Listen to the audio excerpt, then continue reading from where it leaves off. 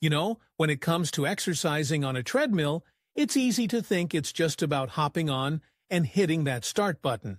But, let me tell you, there are some golden rules that can transform your workout from mundane to magnificent.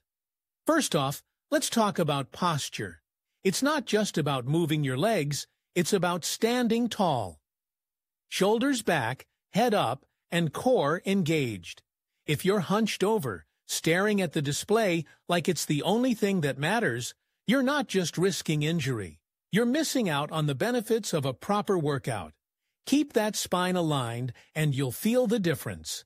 Now, rule number 2, don't cling to the handrails. I get it. They're there for a reason, but using them as a crutch can throw off your balance and reduce the effectiveness of your workout. You want to engage those muscles, not let them slack off while you hold on for dear life. If you need support, slow down a bit, but don't let those rails become your best friend. You're stronger than that. Next up, let's talk about speed and incline. It's tempting to crank up the speed right away, but that's a recipe for disaster.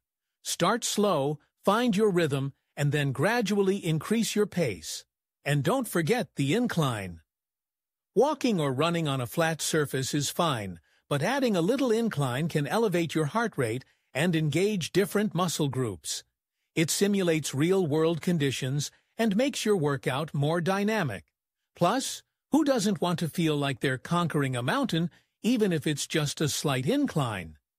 Rule 4 is all about hydration. You might think you can power through a workout without a sip of water, but your body is a machine that needs fuel. Dehydration can lead to fatigue and decreased performance, so keep that water bottle nearby. Take sips throughout your session. It's not just about chugging it all at once. Your body will thank you. 5th, listen to your body. This is crucial. If you're feeling pain, don't push through it. There's a fine line between pushing your limits and risking injury. Know when to take a break, when to slow down, and when to stop altogether.